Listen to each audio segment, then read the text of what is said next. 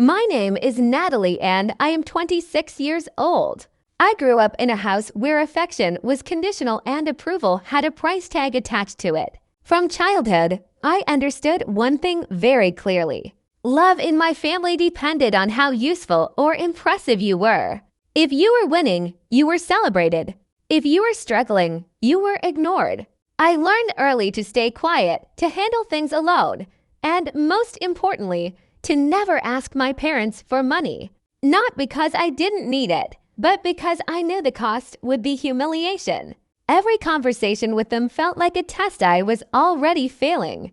They had a fixed idea of what success looked like and I didn't fit into it. When I chose my own path, the disappointment in their eyes was louder than any argument. Eventually, that disappointment turned into distance, and distance turned into rejection.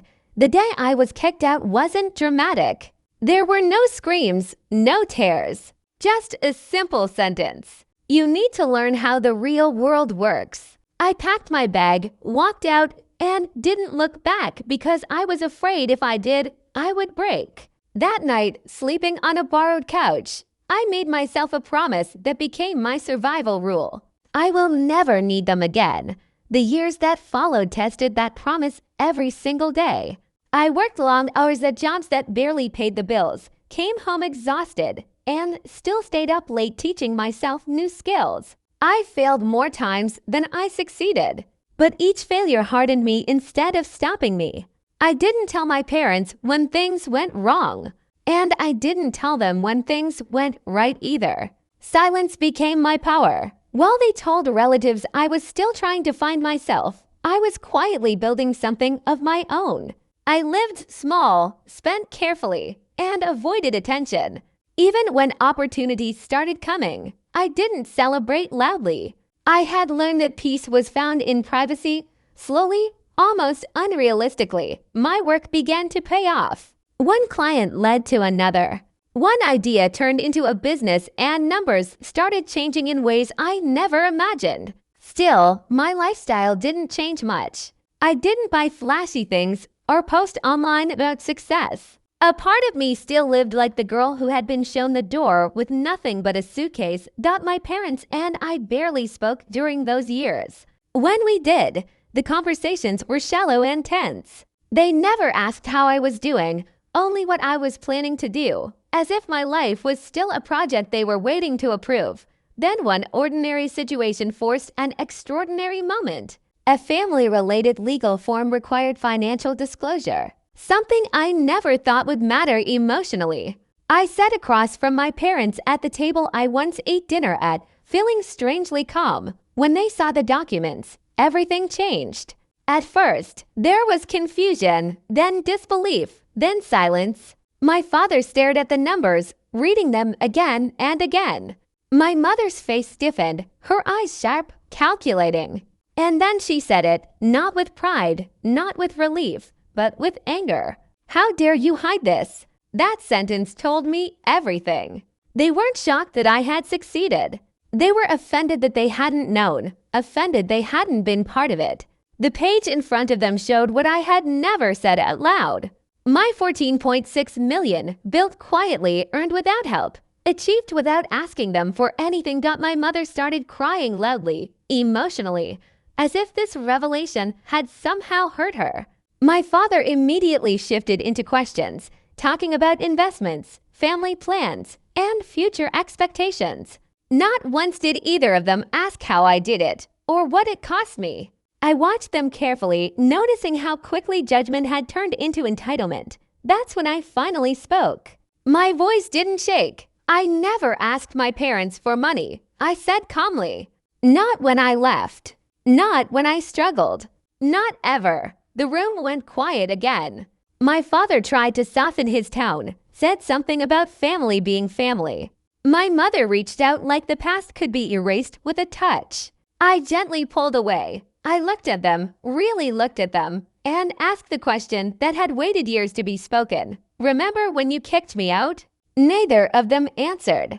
I didn't wait for one. I simply smiled, slow, controlled, unbreakable. That smile changed everything. It wasn't cruel and it wasn't loud, but it carried years of silence inside it. My parents didn't know how to respond because, for the first time, I wasn't asking, explaining, or defending myself. I was standing there as proof. The room felt smaller, like the walls were listening. My mother wiped her tears and suddenly shifted her tone. Softer now, almost sweet, the way she used to sound when she wanted something. She said we should talk properly, that families shouldn't have secrets, that I should have trusted them. I listened without interrupting because I had already learned that some people only hear themselves. My father leaned back and started talking about how proud he was, how he always knew I'd do something big, rewriting history with every sentence. I didn't correct him. I didn't need to. The truth was already on the table. They asked where the money was invested, how stable it was, whether I had planned for the future. Not once did they ask how it felt to be alone at 20, scared and broke. Not once did they apologize. That's when I understood something clearly. Success doesn't heal old wounds unless accountability comes with it. I stood up, gathered my papers, and told them calmly that I hadn't hidden anything out of spite. I hid my life because it was mine. Because every time I had needed them before, they had closed the door. My mother tried one last time, saying, "We're your parents. We deserve to be part of this." I looked at her and said the truth I had finally accepted. You chose not to be. The silence that followed wasn't uncomfortable for me anymore. It felt earned. As I walked toward the door, my father asked if I could help them with something they were planning. His voice careful, testing boundaries. I turned back and said without anger, I never asked my parents for money, and I don't owe anyone access to what I built. That was the moment I felt free. Not because of the money, not because of the number attached to my name, but because I no longer needed their validation. Outside, the air felt lighter. I realized I wasn't sad, and I wasn't angry either. I was done. Over the next few weeks, word spread through the family. Calls started coming in from relatives who had never checked on me before. Suddenly proud, suddenly interested. I answered politely, briefly, and kept my distance. I had learned that boundaries are the real luxury. My parents tried a few more times to reconnect, sending messages that danced around the past without touching it. I replied when I felt like it. And when I didn't feel guilty. The girl who once slept on a couch wondering if she would survive had grown into someone who understood her worth. Looking back, I don't regret the pain. It taught me resilience. I don't regret the silence either.